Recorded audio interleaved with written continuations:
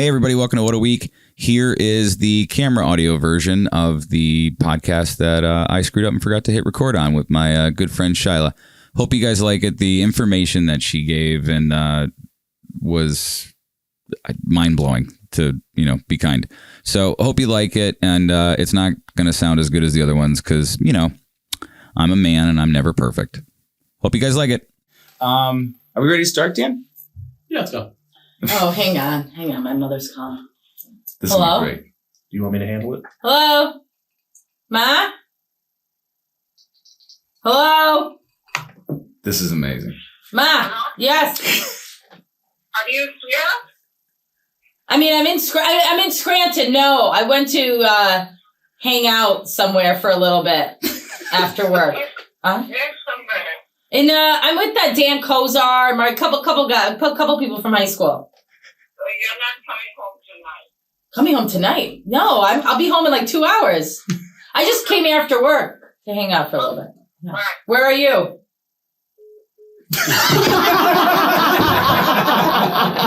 That's about right.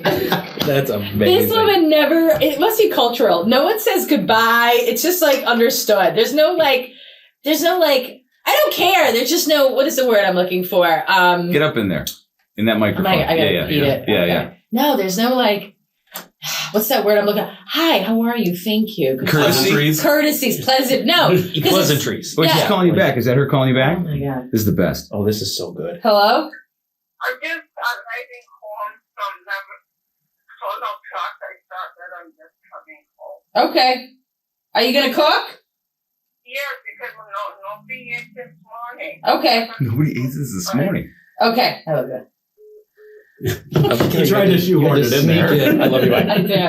I started doing the I love you because my mom doesn't say that stuff.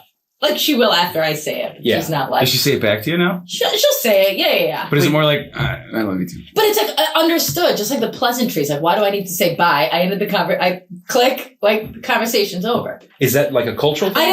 I'm starting to think it is because there's a couple other Indians who are just like, you done? Yeah, done. There's nothing mean about it. Yeah. It's just like, we're done. Why have all these I actually kind of like that. Well, it's efficient. It's efficient. Yeah. Yeah. It's You like, just it's very say Vulcan. words. Yeah, I love it.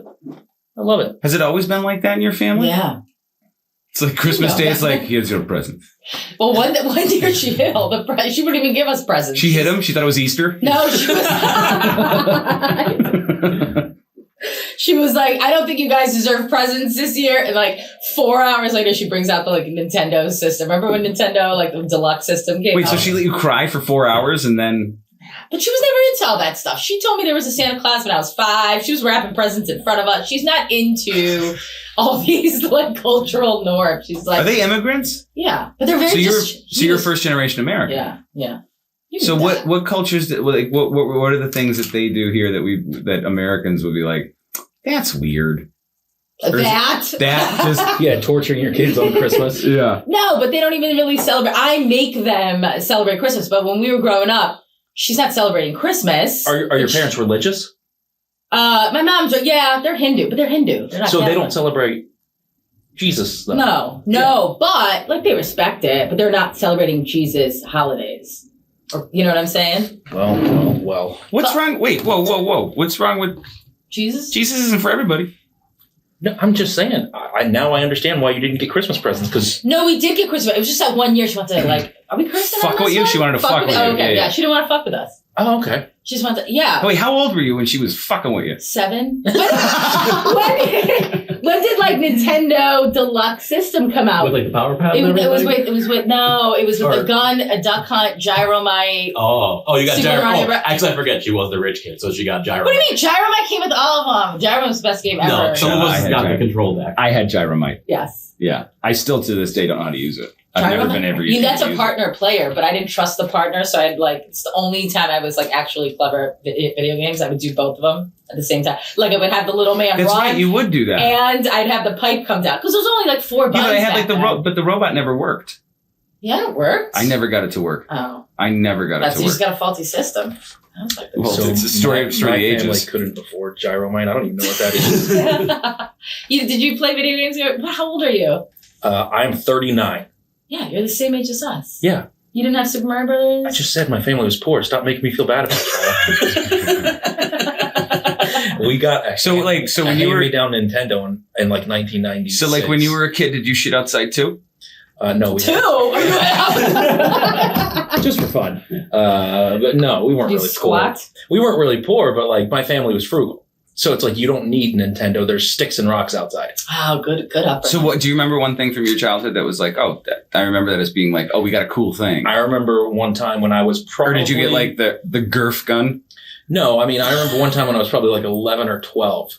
My dad was like, come on, you and I are going to spend the day together. I was like, what? This is crazy. We're going to lunch. Yeah. And he took me to like a toy store and bought me like a $12 toy gun. And that was like a big deal. That was it. Where did you grow up? I'm originally from Tennessee. That's why you don't have an accent? Yeah. Well, Scranton accent. Well, so I left there when I was 9. He speaks English. I went to England. Yeah, so I kind of lived all over. So I kind of have just like this weird... Wait, stop it. You lived in England? Yeah. For how long? 9 till 18. How was And he that? played soccer. But you have no English. Like, can you go there if you wanted to? I could. Go there. I reserve that only for my wife at certain times of the evening. Dude, I don't know if that's a romantic accent. It works on her. Really? God, yeah. You're like, oh, baby. Hello. Wait, what part of England? Birmingham's that's no, working Bristol. class? Bristol. So Bristol. same idea. Working class. So basically about not an hour south, but south of Birmingham, but on the water. Wait, so tell me about the experience of then growing up in Tennessee. Did you already cover this in your past? Nope. No, not really. Never? I mean, we've talked about it, but never on the podcast. Oh, this is so interesting. Yeah, go. Can we go there? Yeah, go there. Yeah. All right, let's do it. Okay, so Micah, you own a business here in Scranton, but what? What is that? What is the hand sign? No. Me and Dan just high-fived in our heads. Yeah. It's like I need to get these cues down. Are you sending each other buckets? No. We trust us. Okay. Yeah. I mean, I don't, but okay. I don't either. That's all right. Not at all. I trust Dan, but I don't know if I trust him. Please continue, Shila. Continue. Yes, all the chemicals. No, so you do this podcast with Marky. We're just meeting for the first time today. Yeah, exactly, yeah. But you own a Scranton business, lavish. Yep. Yeah. And it's still going on through COVID, right? Well, so we closed down for 3.5 months. But yeah, that was brutal. You'll pick up again. Oh, no, we've been open for over a year. Oh, perfect. Yeah, so we're doing good. So, meeting you, you're born in Tennessee? Born in Springfield, Tennessee. Okay. Right outside of Nashville. And then moved to England when I was 9. And so what was the reason for that? My dad's job. What does he do? Ironically enough, Marky and I went on a road trip maybe 2 months ago, and we're about 2 hours into it. We're going through Harrisburg, so we were going down to D.C. and then to South Carolina. I'm like, hey. No, we went over that bridge in Harrisburg. Like we were like going. I don't know this bridge. You know the bridge? It's on 81. I couldn't even like tell. the really cool one, like where you it's like an 8-lane I don't bridge. think I've ever been to Harrisburg. So What? I know. I hear it's very cute though. You're not missing much. No, I hear they have a cute downtown. There's a big it's right next to a big river. Okay. So you go over the river. Okay. And we're on the river, and he goes, "Do you want to go see my dad?" And I'm like, "What?" Like he never thought of it. And then didn't even think continue. about the fact that I was driving through Harrisburg, and I'm like, "Hey, do you want to go see my dad at work?" And he's like, "I guess I don't know." I was like, "Okay, listen, my dad might work for a cult.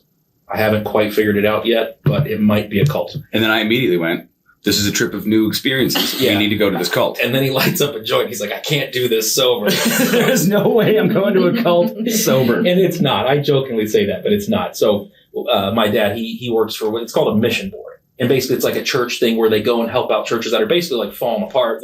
Nobody's going there. The building's literally falling apart. And he went over to England to some old church and basically helped revive it and get it back on its feet. Now, mind you, Christian. You're Christian. Yeah. Are you religious? Do Do you follow? I still have belief. I'm not religious in it. But I still basically believe most of the same things. So just for context here, when we went there, right, what I didn't realize is when this is a longer story, but in essence, we ran into, there was nobody there. There was a woman there. And when she was taking me through this, 600,000 square foot? It's huge. It's huge, right? But she's like, oh, this is our Middle East division, our Asia division, our Africa division, our South America division. They are a global. They send people into conflict zones. Think about it this way. So it's basically like a New Age? Is it like New Age church? No, it's Baptist. It is Baptist. It's Baptist. Okay. So so basically, long story short, the best way to think of it would probably be like franchising. So it's like you've got like your hub, which your McDonald's corporate office. You know, McDonald's corporate, which is like where we went. And then they basically like send people out to like open new locations. Basically, is the way to think of it. But you have to have following. Are you converting too? Yeah.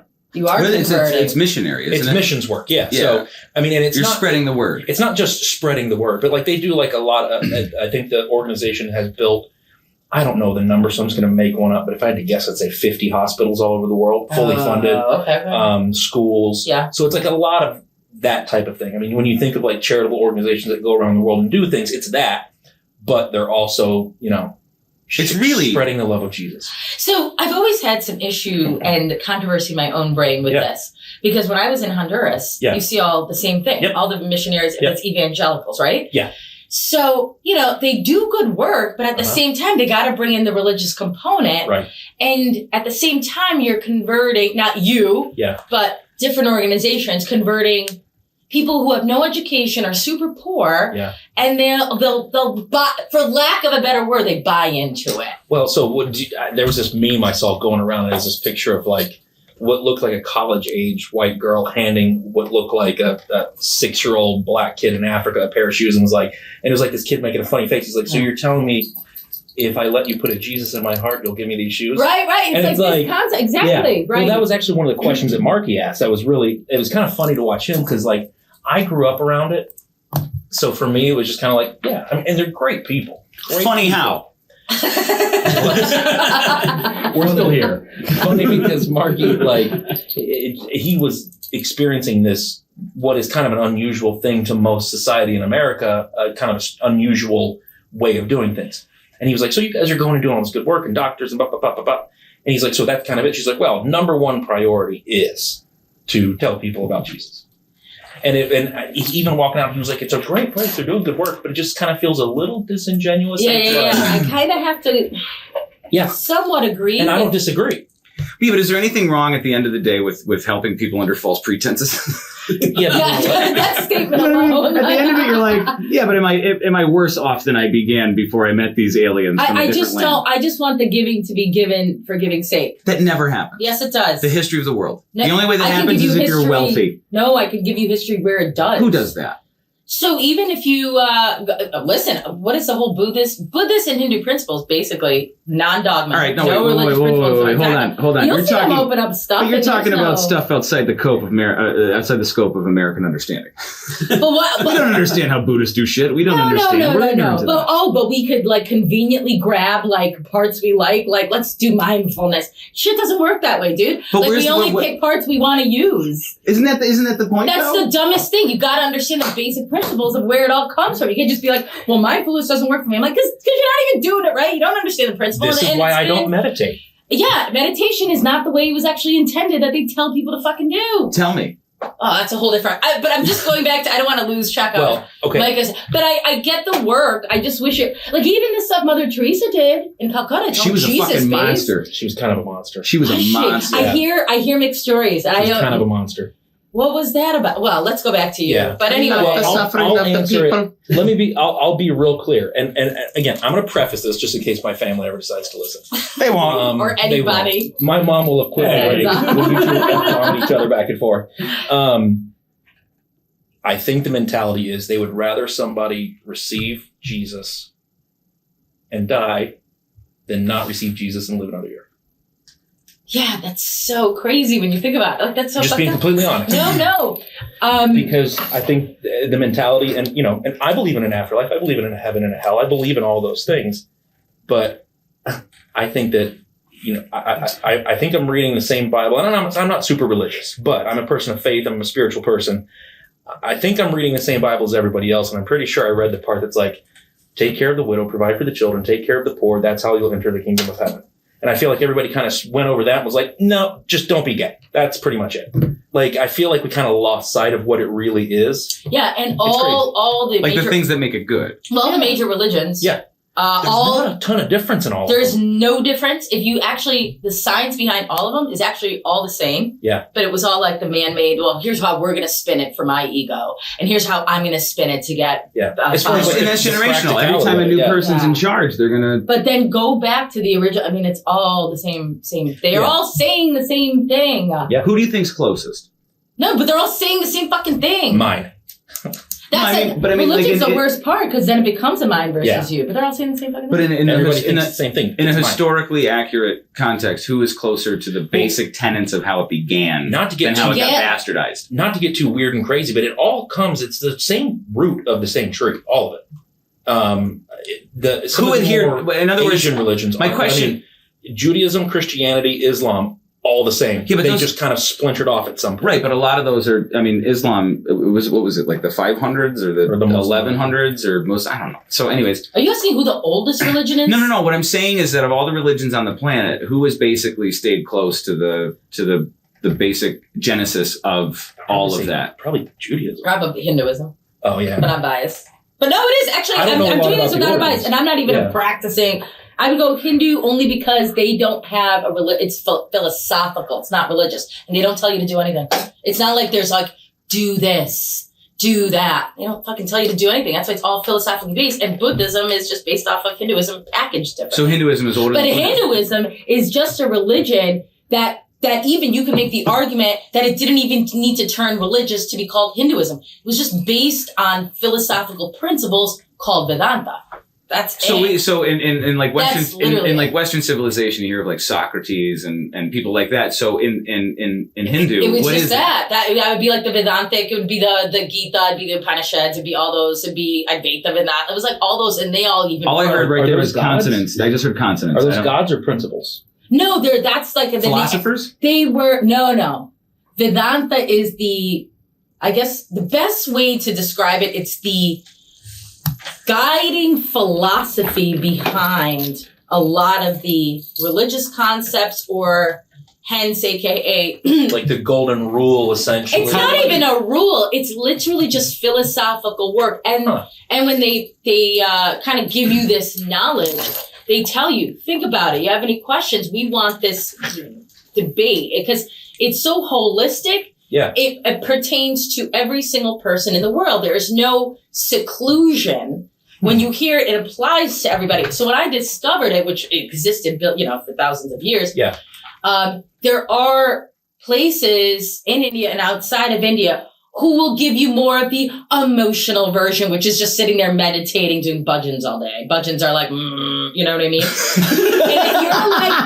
and if you're like one of those emotional women that you don't have an intellect. So the basis of the Vedantic principles is building the intellect. They talk about the intellect. Okay. We don't understand that principle. We think intellect and intelligence are the same, but they're not. So there's the mind, which houses thoughts and emotions. Mm-hmm. You have the body that then expresses that, right? But really the mind's processing thoughts and emotions. That's the mind. But what we fail to understand is there's actually something above it, and you have to kind of be subtle with it, right? It's the intellect that that gives you logic and reason that's supposed to govern this. And if that's not developed, then you're just going to be an emotional mess. You're going to be taking drugs. You're going to be drinking. You're going to be always off balance, and you're not going to look at things objectively. And that's kind of the basic idea. I mean, it's a lot deeper. It's so funny because I like how same and it's all different. Yeah, and you could imagine the intellect. You'd be like, dude, I need to build my intellect. Because most people, you can get the smartest motherfucker in the world, right? And they'll be so brilliant in one part of their life and completely fucked up mess in the other. It's because the intellect's working over here, but it's completely got awry like over. A right brain, left brain kind of thing? Well, you don't even have to make it scientific. Some people want that evidence and stuff. Not everything can be seen through a microscope, but it's just understanding like, oh yeah, I'm really good at my job, but I'm like terrible at my family life. What's not operating? The intellect's not working. So you have to blowing your fucking mind? It just explains a lot. Like it. And it takes years to build the intellect. We think it's easy. Like, oh no, every choice you make in life needs an objective view or you're going to get cut off. And it gets very technical about attachments and then, all that shit. We can get into it. But I'm just saying, so to me, that made the most sense because there's no dogma. There's no rules to follow or no. Well, no one's telling you to do shit. They're just saying, here are some of these gurus and these masters. Some good principles, some good. Yeah, but there's books there's books and knowledge of wisdom. And there's no fear and there's no. And it's free, dude. They don't even try to copy it and get your money. They just want you to know this shit. Not in my church. No, this is Hinduism? Well, so Hinduism was born out of this. I don't even talk about the religious aspect, and neither do they. It's just a philosophy. So what's it called? Vedanta. Vedanta. Yeah, and I go to one. Vedanta? So, VEDAN. Bite your tongue a little bit. Say THI. VEDANTA. Vedanta. And I study. I was just taking the free classes. Now, if you want to like study, which I just signed up for, it's only $2,000 a year, and you get classes all year. But Only. $2,000 a year to get classes all year for this knowledge, dude. That'll blow your mind. But you don't even have to do that. You could just sign. They have classes virtually. My guru, or you call him a guru, whatever. It sounds cultish, but it's not. There's all different walks of life in there. There's Christians in there. There's Muslims in there. Nobody talks. Well, because it's not. It's not a faith system. It's almost like having like a life coach. It's good principles in life philosophy to help you become a better version of yourself. It's self-development. Yeah. It's self-development so you could actually relate with the world. But it's not like, you need to believe in this God, not this God. Nothing. Does it seem like the students are growing? The amount of students? Dude, just before I even just signed, I wanted to do the online classes because you really do structure. You get up at 5 a.m. and you kind of just like start learn. I know. You don't have to. I started to do that. There's a lot. These guys have been studying this knowledge and wisdom for 50 years. So you're also having people who are teaching you that are not just like run of the mill. Yeah, I just decided to be this last week. Yeah. Like those people. You're not getting those people. You're getting like scholarly. No. We get all. Well, yeah, but the guy's teaching it 50 years.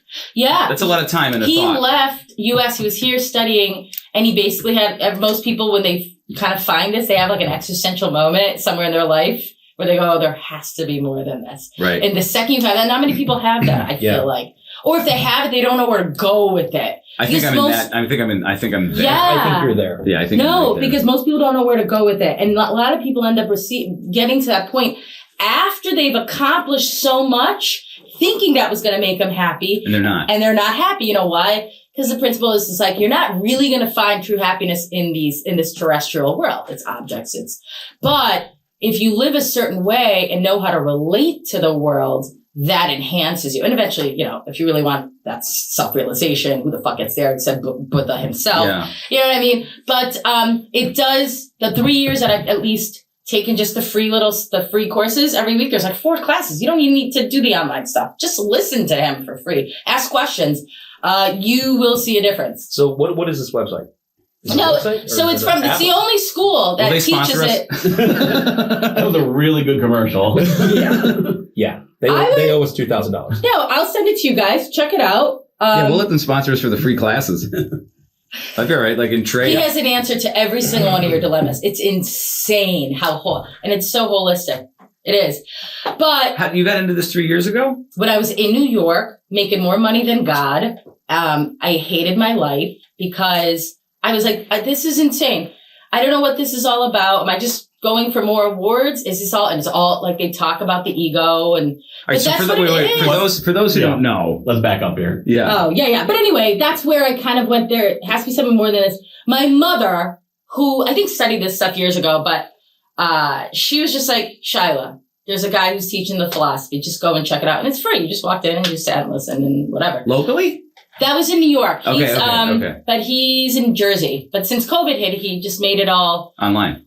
But it's so much better because, and there's he's kind of the teacher here in the Northeast. There's one in the Detroit area there, and one in the Texas and LA area. And actually, what I wanted to do when I wanted to get a therapist, I said I don't want the same book because I'm in school right now to be a therapist, and I'm realizing the Western psychology completely misses out the philosophical principles. Isn't that crazy? It is. And I kind of feel like I've just wasted my money because I feel like I'm getting more out of the philosophy part than I am getting out of the psychiatry so at the end of the day, the only thing that a degree means is someplace says that, you have that piece of paper, so we should hire you. Yeah. So you could you could probably be, 4 times as qualified with helping people just by doing this. If you know how to live your life. And it's all kind of modeled behavior. And it's a very interesting. They say knowledge is taken, it's not given. That's why they did not go out and spread Hinduism, because knowledge is taken, it's not given. I'm not going to go and tell you what you need to believe. If you want to learn about it, come ask us. We're here. That's the basic. Yeah, and it makes sense if you think of how many times you want to get in an argument, basic political argument. You're never going to change somebody. unless they ask you. They have to be receptive. You can't Yeah. have arguments with a wall. So then you're going to force, it's like the example of it's like trying to convince an evangelical Christian that Jesus isn't real. Like you're never going to do that. But at the same time, if I about your vaccination principles, like I'm not going to sit here and convince you what you should do. I'm going to ask questions for your own curiosity, and maybe something might strike you. So what happened to me, and then we'll get to you. No, I'm done talking. No, but I wanted Cheers, to talk. guys. Yeah. I want to go back to Micah and his England experience. So I love how we all just realized we were raised in cults. Yeah.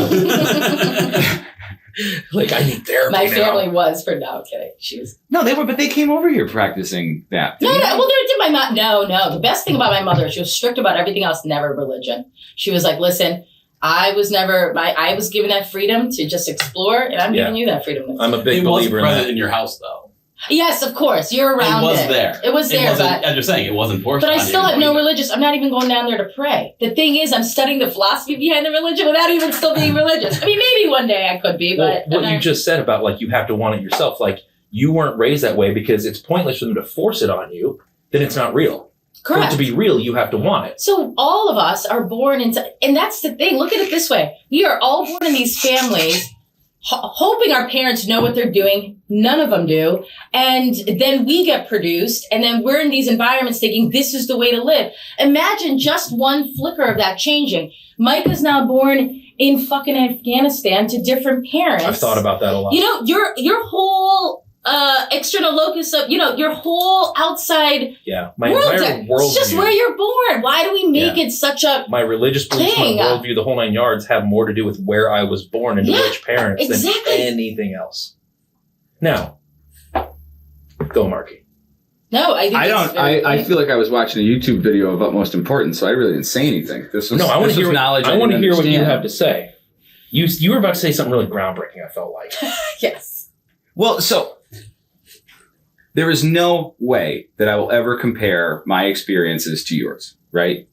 Is that a question? I'm prefacing it. No, and everybody, he's about to say something. Right. So when all the shit started hitting the fan with COVID, and I was non-essential and terrified, I started thinking to myself, because a lot of it, I saw like this, I felt like I was part of a political division as being like a pussy hat wearing liberal, right? So I started to think to myself, because I'm not going to be around anybody for months. Who the hell knows? I don't know if we're all going to die, hindsight being 2020. But I started to question, like, why am I hating people? Why don't I like them? Why do I think they're the enemy? Why are they this? Why are they that? And what I came to realize was that, it's like everybody all wants the same thing. Everybody all wants, just because you don't believe in a couple of things that I believe in doesn't mean I should hate you or you should hate me. Okay, so let's just talk about the core fundamental emotion of hate. Here we go. What is hate? I think it's a learned behavior. Or it's a fear-based behavior. Okay, so it's fear, or what else? What is emotion that stirs up when you hate? I'm trying to think. How would I define it? Hate? Yeah. I think any crime, you know what I think? Any crime, I think I would hate anybody who would perpetrate crimes on people who can't fight back. No. You're telling me hate in an abstract? As in an action. I'm asking you, what is the fundamental principle of hate? I don't know. So I feel like we brought her on here to interview her and get to know her, and we're about to get a free therapy session. No, I'm not. I'm here for it because I have some things I would like to talk. Excuse me while I lay down in the chair. I will say this is probably one of the most therapeutic things I've done in a while, and we don't even have to talk about this. But Dan, I can't believe how much I miss just talking. It's amazing because that's a whole different story. Yeah, the 2 years where I'm thinking I'm never going to do radio, like that's a bunch of horseshit and blah blah blah. But at the same time, it's like you need an outlet if you're a communicative person, and you're a communicative person. I'm a communicative person, and you seem like it's a nice outlet. But anyway, I'm a sad, angry person. So when you hate, what do you get angry? What happens? I don't know. I think I mostly get disappointed.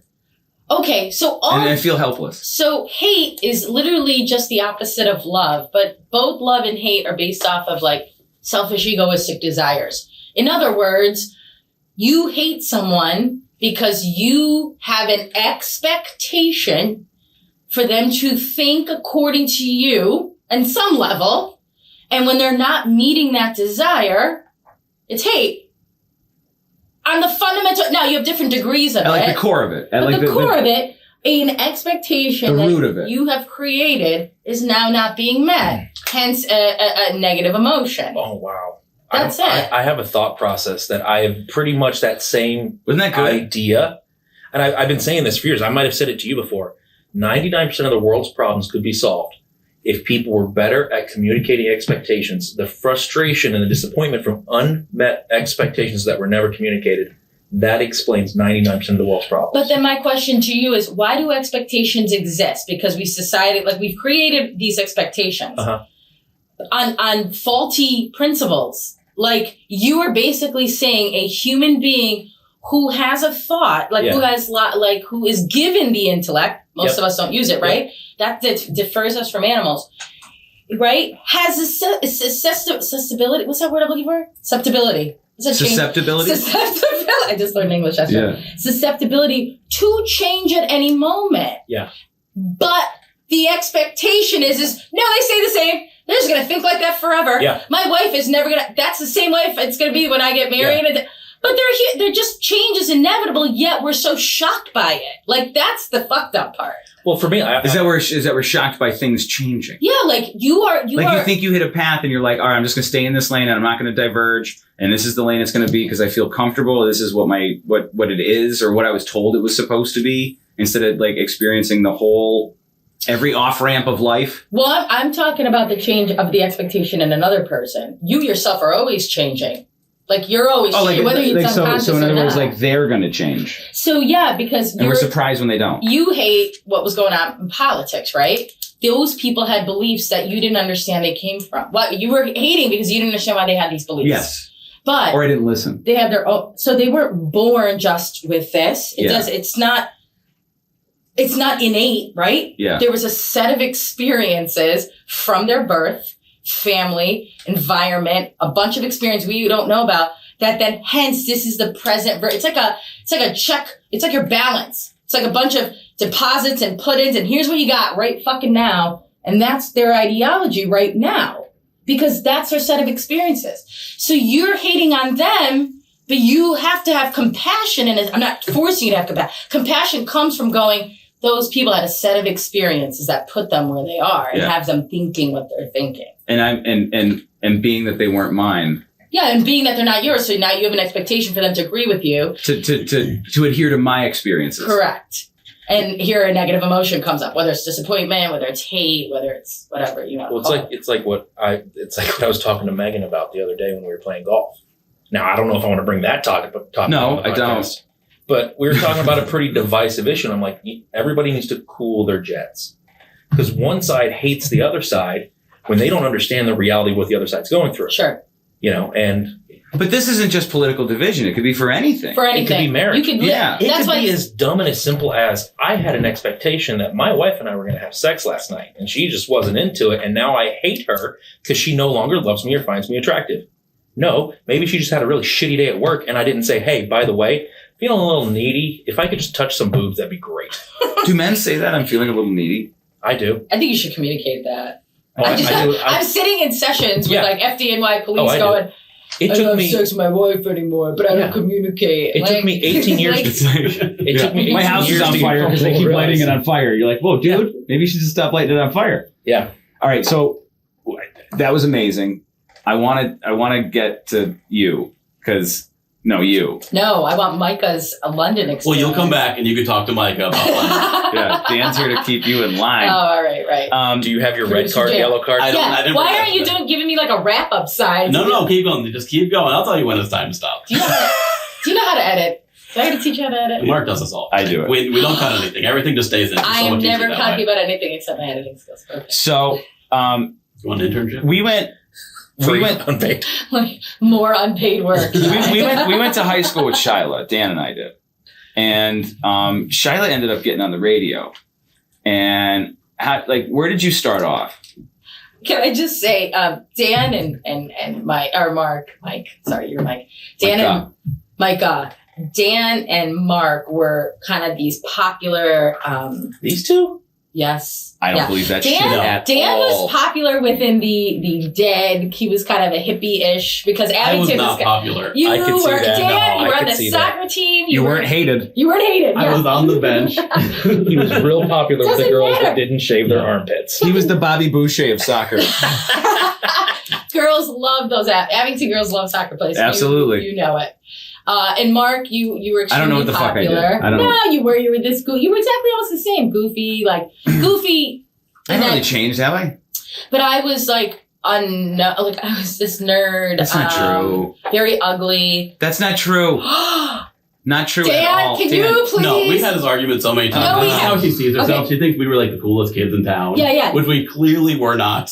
And she thinks she's this like homely little squirrely girl who was. That's exactly No. what happened. Dan's known me since I was Yeah. 6. This is all bullshit. She was hanging out on 14 the West years Side, old. drinking till 4 a.m., What is- yelling at cops, having guys Oh my pounding on her door in the middle of the night. I wish those things were happening. No, I just think you're just so. I think that you don't see the world the same way that the world sees everything else. Yes, but again, Because- my own set of because- experiences where I was ostracized and made fun of and but they were part of that world because they were in their own world. Okay, I am. I just never cared enough about her to be nice. I'm sorry. Exactly. I'm now beginning to That's question exactly everything. what happened. That's I'm exactly. questioning your judgment on any advice or words that you've spoken because But if you're that's your- very but if- pretty and these two are idiots. But if that's your view. No, but right? what Mark just said now is the most accurate statement ever. He's like, I didn't even fucking give a shit. Yeah, you're not my Yeah. friend. Yeah, that's an accurate But now you statement. are. Now Yes, I still, so that no matter relationship what, like I after. still Were you deeply a care mean about girl? you. Were you mean to her? No, I was never. No, mean, girl. no, I was no. never I'll mean. fight girl. Dan was Right never now. mean. Mark was never. Dan I spoke to because he lives in my neighborhood. Yeah. Okay. So But I mean, for somebody, I mean, he was my friend. whatever definition of words we want to give to that, how you felt at that time. Why would you get in the public limelight at all? Because that's okay. So that's getting to. That's I just want to preface it because I wanted to be famous to prove all these motherfuckers wrong. It was I get the it. weirdest I get it. motivation. Yes.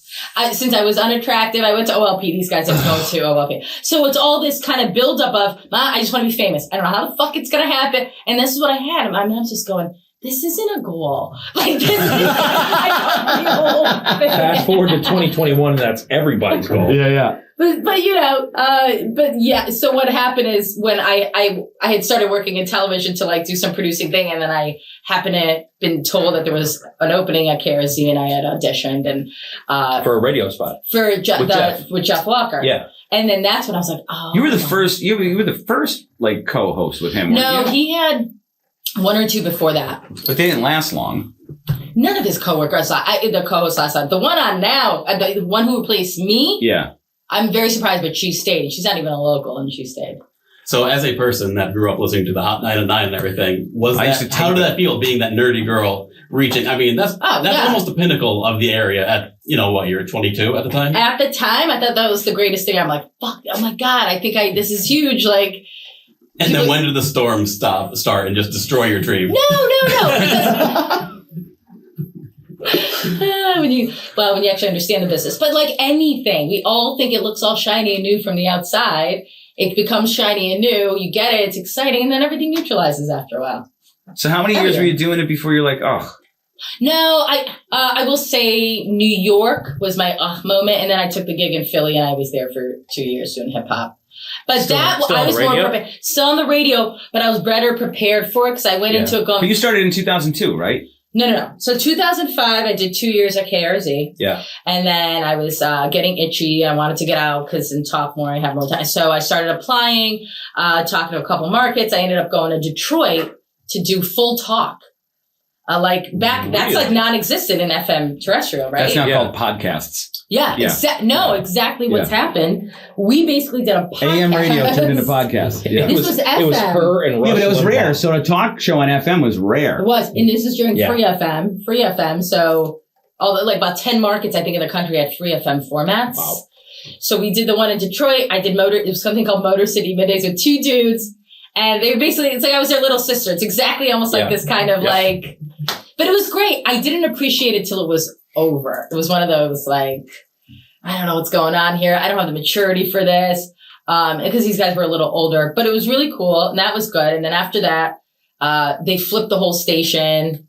Is that when they went country? Oh, they went sports. No, there's still a sports talk station. So that's a recurring thing in radio is that they're going to go sports or they're going to go politics. And everything's going sports now because it's just... Or hot AC. Yeah. What's hot AC? Michael Bolton, safe music, elevator adult music, adult contemporary. Not offensive.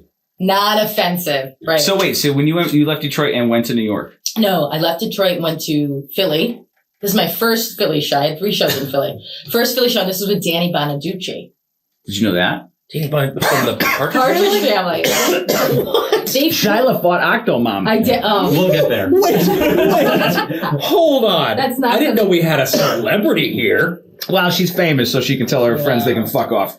It was, You fought Octomom? I was on the cover of NEPA.com. No. Wait, like for real I fought, did, but or was not, it a bit?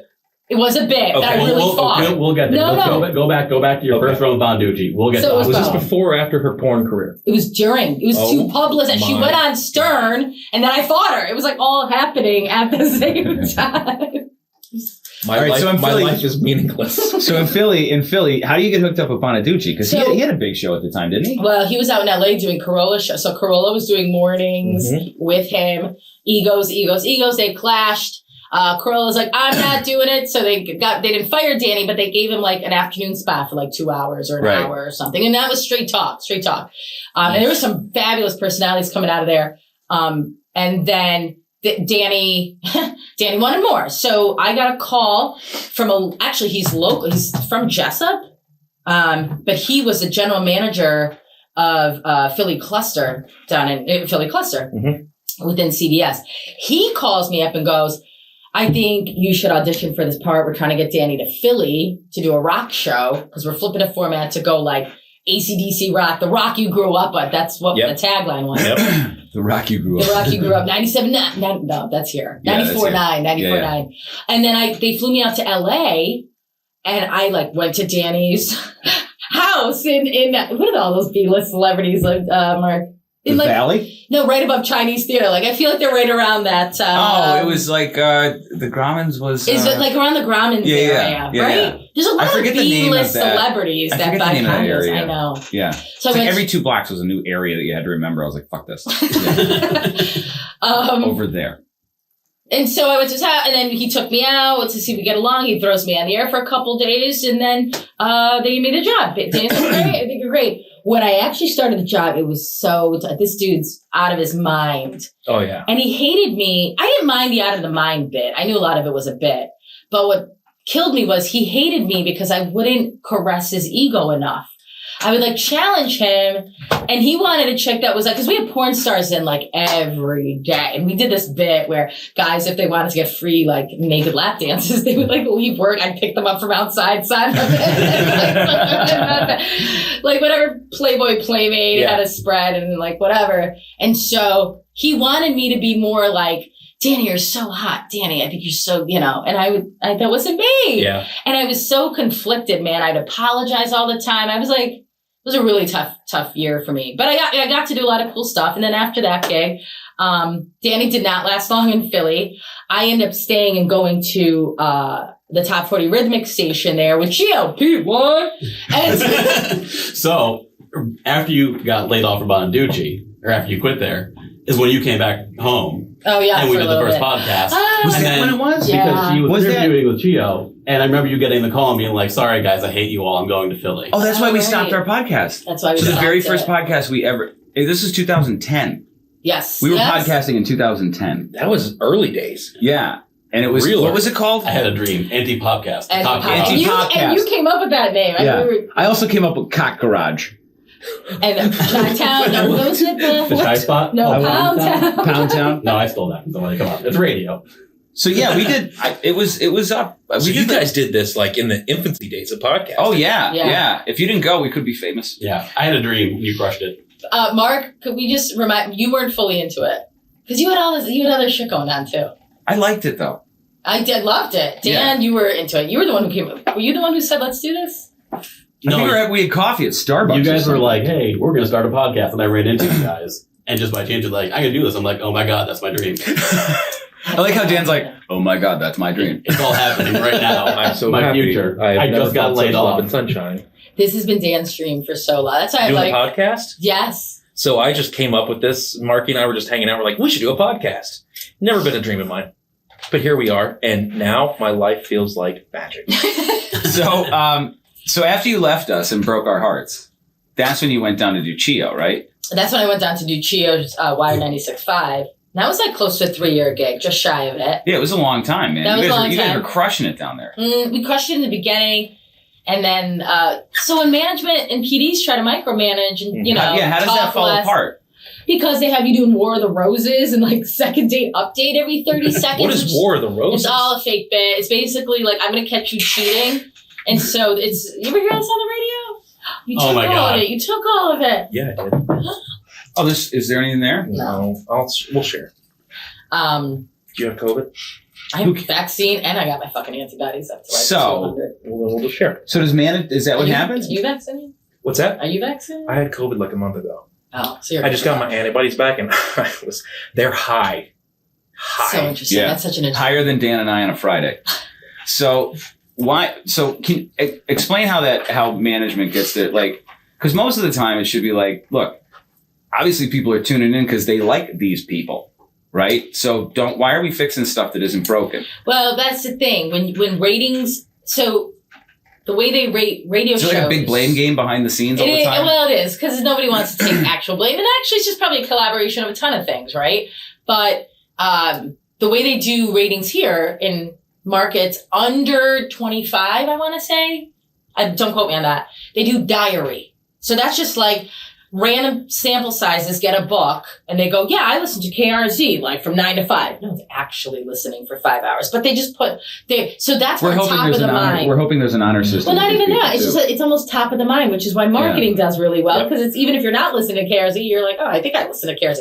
Whereas when I turn to the PPM market, where like now you're paying people to wear beepers to monitor their usage, people say that's so accurate, but even that has its flaws. The sample size is so low. Nobody wants to carry a beeper. Someone put them on their dog. Someone will leave them somewhere. So it's because they're getting paid to do it. Because they're getting paid to do it. Yeah. So and they don't have a boss that watches them or a supervisor. No, it's all right. And so a lot of that skewed, and basically we weren't doing well after like a year and a half. Something happened. You could have one bad book in this business. If you're on a monthly diary book, like you could have a September here. It's I think your diary, but it's Grant's diary. But you could have one bad book, like September or something. It's real shitty. Yeah.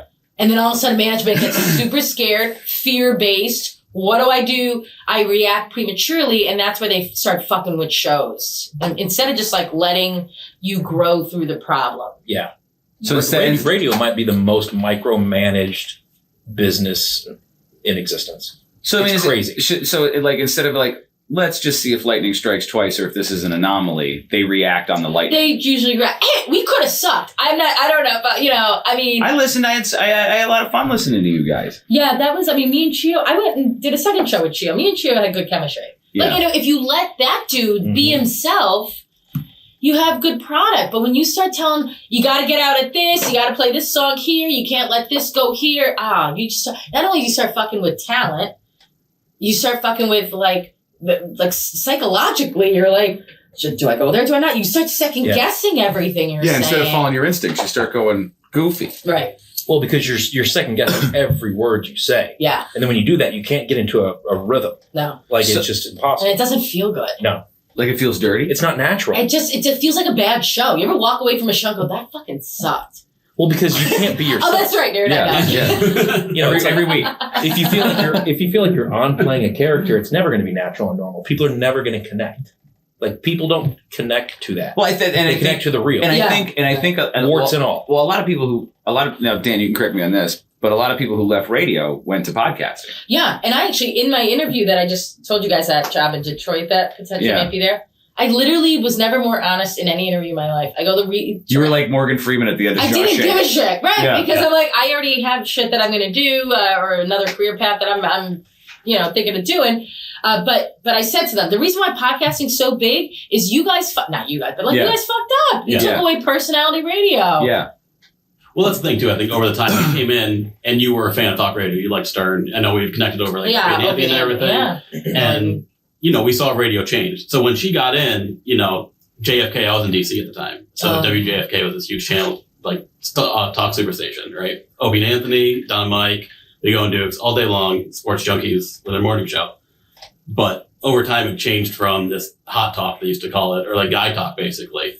But it doesn't sell anymore. It's offensive. So these higher up companies started being like, well, we can't have this because we're just going to keep getting sued. And people start getting fired. And honestly, they say they'll be like, oh, our audience is 18 to 34-year-olds, females. Or whatever. They're really just programming to like soccer moms who just want vanilla. That's it. Like, why can't they just be truthful? Non-offensive. Yeah. So do you think, I mean, because think about it, right? So like Chio is, you've been around a lot of alpha males. Yeah. Like gorillas, right? And gorillas. And you're like, like the silverbacks. Yeah, I mean, they are that alpha, some of those guys. Yeah, and I think my alpha moment was in New York, but we didn't get to that part yet, but yeah. I mean, okay, so let's get to that, because I want to, I'm just curious about. After Chio, he gets fired, and it was the same day that Newton, remember those, the kids getting killed, the mass shooting? The Newton school? What the fuck? Oh, is that the Sandy Hook? Sandy Hook. It was like the same fucking, I'll never forget it because it was like literally the same day. It was like in December. Oh my God. It was like right before Christmas, right? Sandy Hook? It was like that day. Yeah. And then they let me go shortly after. They fired him first? They fired him first. They were changing the whole show. And then the show really tanked after that. Like, because Chio was synonymous with this station for so long, they brought in like... It's like getting rid of Jeff Walker for people who don't understand around here. Yes, but they won't see the effectiveness because KRZ is bigger than Jeff, or synonymous with how big the brand is with Jeff, and they don't have PPM here. When you go to a Philly market or top 10, you're going to see those changes. But after that, I came back here I was actually out of a gig for a year, and that's when I started doing country at GGY, just like part-time bullshit. I was very drunk all the time. I was in a rough place. Like, I was making bad decisions. And then I got a call for... You should have pen in your booze, you psycho. I know. You could never do that again if you wanted to. As she said about booze and in a bad place. I get a call. A guy who knew my work said, I'd love to have you doing, and I sent my stuff to him, and I'd love to come up to Chicago, do country, afternoon drive. Like, are you fucking nuts? In Chicago? In Chicago. I mean, I could probably pull it off. You totally could. I probably could. Yeah. Like, hey, how y'all doing? We're going to listen to a little bit of music Kenny I don't Chesney. listen to. Yeah. Mm-hmm. And hello to the South Side. I don't know if those are the people you want to have listening to your country channel. No, Southside loves country in Chicago. Southside of Chicago. Yes. So there's the the place we hear about. The place we hear about where shootings happen all the time. It's very isolated. It's in Is it a couple blocks? It's more than a couple blocks, but it's different. You know when you're in the south side of the wrong place of Chicago. Yeah. It's big. Country's big there. But yeah, but it's not. It's safe. What is this? I hate. Look at Shila in the country. Is that you? Oh my! Wait. Make it full screen. Wait a minute. How do you make it full screen? Tell me everything. Actually, so I have admire your skills, Dan. I can't believe you did that. Well, this is problematic for me because I have a thing for white trash girls, and you look like a really pretty tanned white trash girl. I know. Look at that, and you're sitting on a tire. It's gonna be a problem. You really leaned into the country, didn't you? Yeah. That was in Bloomsburg. Is there a silo behind you? What is that? I mean, they were like, all right, wait, we don't have a tire. We can't take the photo until we get because a tire or hay bale. We have to pick one. I don't look like that anymore. That's a cool hat, though. Well, yeah, you're not wearing that hat. That's a great hat. Do you still have that hat? Look at that shit, Shila. Can I take it home and put it on my wife? Oh my God, no. That's the kind of hat you get at like Hot Topic. That's a nice.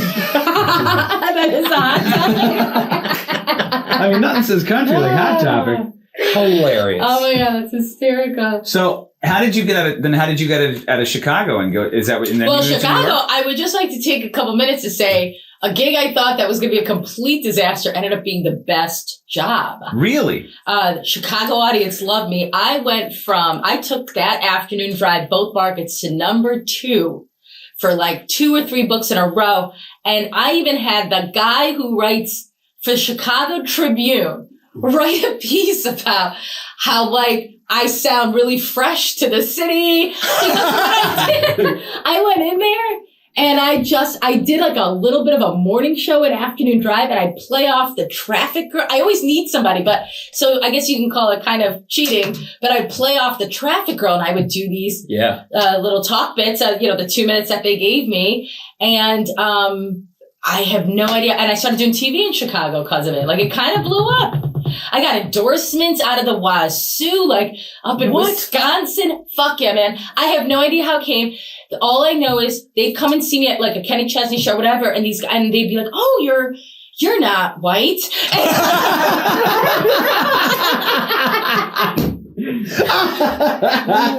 I mean, like Northern Indiana, at like a Cabela's somewhere. They'd be That's like, amazing. But then when they saw me, they weren't like Richard. They were like, "You sound like you're from the South Side." They'd invite me to parades. I was a drunken fucking. I mean, they're I would say the nicest city and people.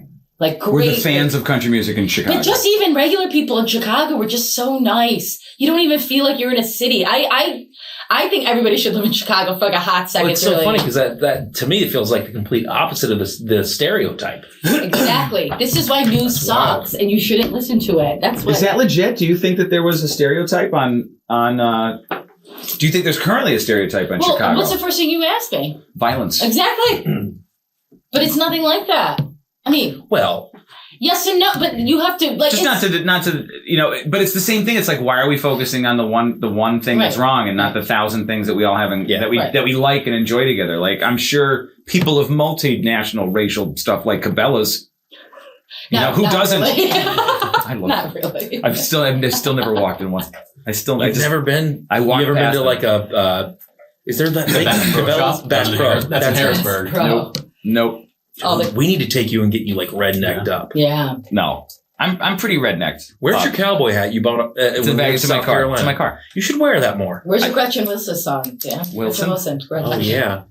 What was that one song she had, like the 4-wheeler? Redneck woman. That's it. You went after that. So why did that happen in Chicago? Because I was dating a boy here that screwed my life. Honestly, I've never had a man actually screw up my career. Not screwed up. I blame myself. But it was just a bad relationship.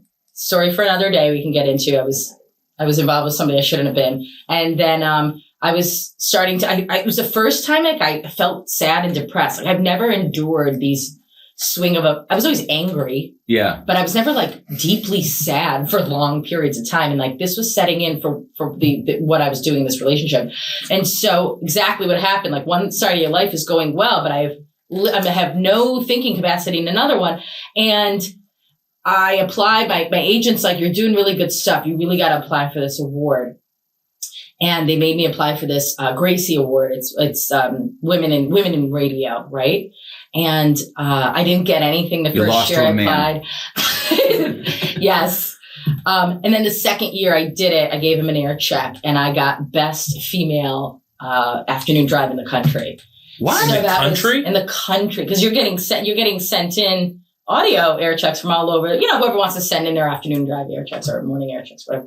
And so when I got that award, that was huge. I got the Chicago gig out of it. They're like, "Chicago has a country station we just put back on." And it was just fresh, like 2 or 3 years. And so I filled in a girl there, Kelly Ford, who was going to move to mornings in Nashville to do mornings down there with like, try to compete against Bobby Bones and all that bullshit.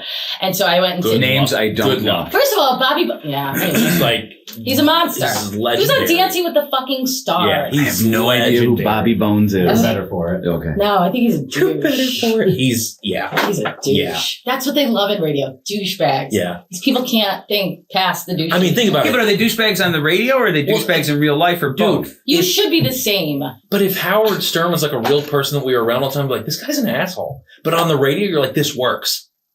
I guess it's how it's used and where it's used. Or I would challenge you to say, why can't you just be the person you are on and off? Yeah. In other words. Yeah. I mean, with some tweets. But were you slowly starting to realize that about yourself? I was. Like, were you always playing a character? No, I was pretty authentic. Unless I was micromanaged, then I wasn't. And then you were inauthentic. And then I felt it. You felt like you had a bad you felt show. icky. Yes. But I knew in Chicago that first year when I just kind of threw myself into it, I was like doing good work. And You're it like felt in the good. zone. Yeah, I was in the zone. And then a boy. And then a boy fucked me up. Mark. What? Not recording. Since when? I don't know. You never hit it? My God. Expectation is we thought it was going to work. I'm going to Cooper's. I'm getting us more alcohol.